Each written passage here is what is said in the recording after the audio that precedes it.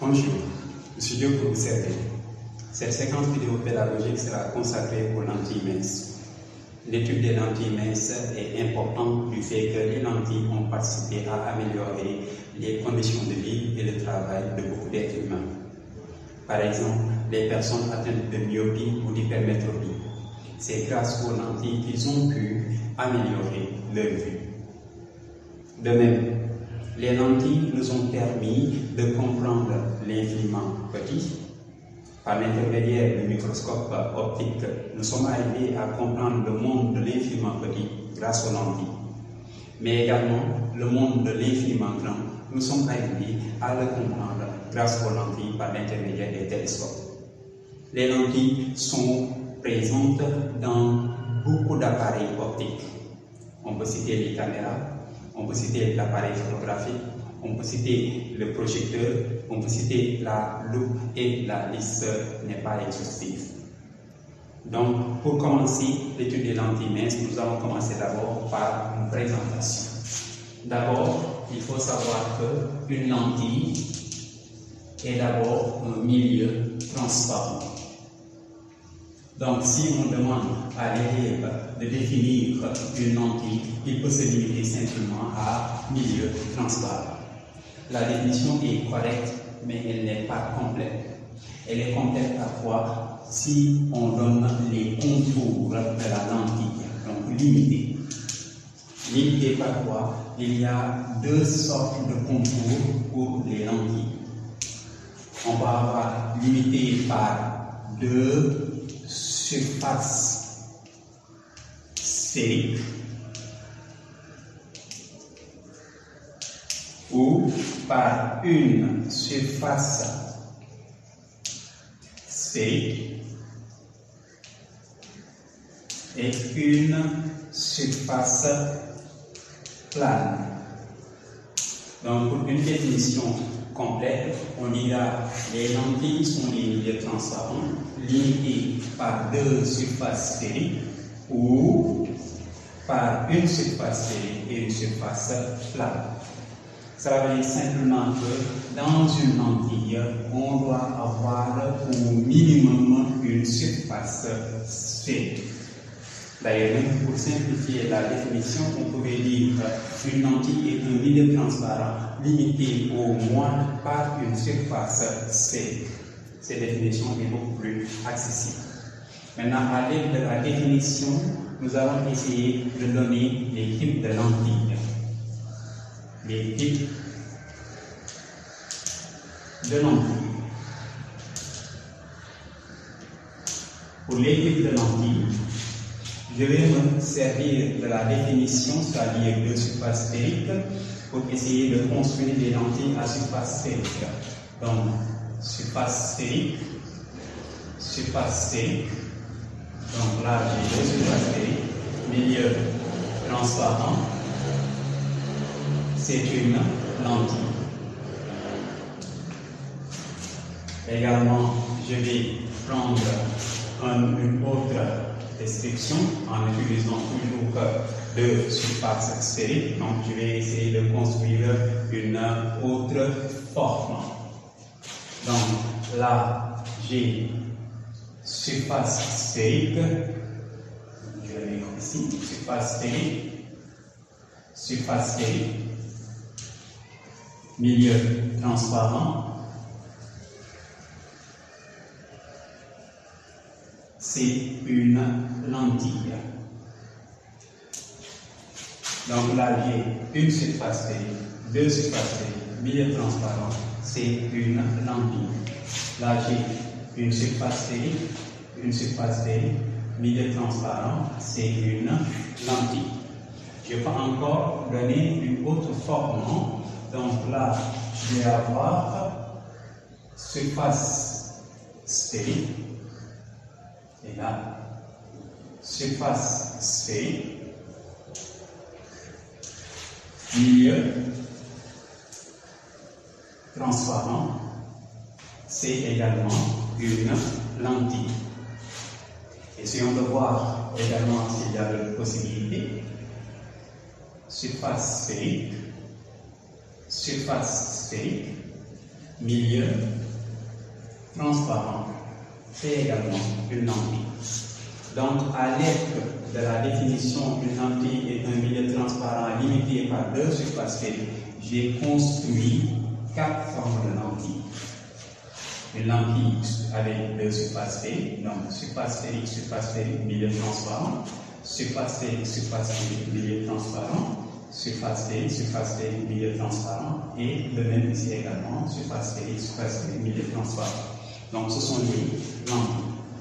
Essayons avec une surface sphérique et une surface plane pour voir si c'est possible. Surface sphérique, surface plane, milieu transparent, c'est une lentille.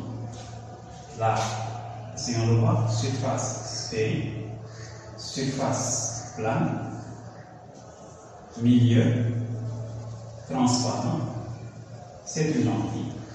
Donc, pour une lentille avec une surface sphérique et une surface plane, nous n'en avons que 2 formes. Donc, globalement, il y a 6 formes de lentilles. Mais pour quelqu'un doué d'un sens aigu de l'observation, il peut classer ces 3 lentilles dans un même groupe, donc dans une même famille. Et également, ces 3 lentilles dans un même groupe ou dans une même famille. Pourquoi ces 3 lentilles appartiennent à une même famille? Parce que si on regarde les extrémités sont pointues.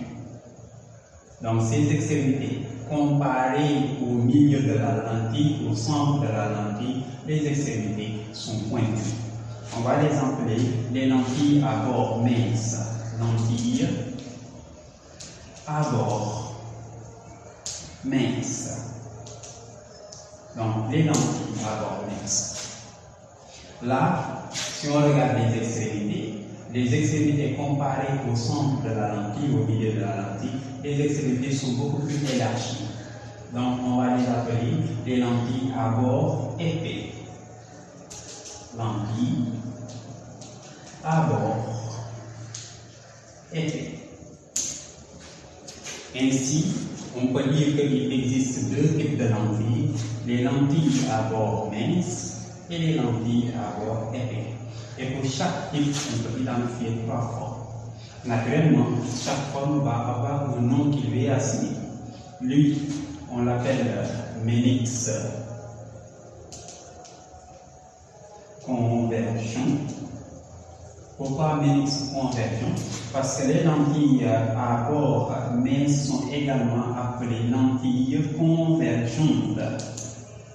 Lentilles convergentes. Pourquoi on les appelle lentilles convergentes? Parce que simplement, quand on les éclaire par un faisceau de lumière parallèle, c'est-à-dire un ensemble de rayons lumineux, ces rayons, une fois avoir traversé ces lentilles, vont converger en un point, vont se rencontrer en un point, raison pour laquelle on les appelle lentilles convergentes. D'ailleurs même, c'est le nom usuel. À la place de lentilles à bord mince, très souvent on utilise lentilles convergentes. Donc, les lentilles convergentes font converger un faisceau de lumière parallèle. Là, on va les appeler les lentilles divergentes parce que ces lentilles à bord épais, une fois éclairées par un faisceau de lumière parallèle, les rayons divergent, c'est-à-dire vont aller dans des directions différentes. Donc, divergent, donc on va dire que ce sont des lentilles divergentes. Lentilles divergentes. Donc, à la place de lentilles à bord épais, on peut mettre lentilles divergentes. À la place de lentilles à bord mince, on peut mettre lentilles convergentes. Là, nous étions au niveau des nomenclatures des différentes formes. Là, c'est Meininx convergent. Là, nous avons biconvexe. Bi qui renvoie à 2. Convexe, c'est-à-dire quand les surfaces sphériques se calent. Donc, convexe. Si ça s'ouvre, on dit concave. Donc, ici, normalement, on doit dire biconcave. Là également, ces 2 formes se ressemblent. Donc, Mélix, mais cette fois-ci, on va dire Mélix divergent. Donc, Mélix divergent. Et là, il y a une surface plane, donc on va dire plan convexe. Pourquoi convexe? Parce que ça se ferme. Là, on dira plan concave. Pourquoi concave? Parce que ça s'ouvre. Donc, en résumé, pour la présentation des lentilles, on peut dire que les lentilles sont des milieux transparents limités par deux surfaces sphériques ou par une surface sphérique et une surface plane. On peut donner comme définition qu'une lentille est un milieu transparent limité au moins par une surface sphérique.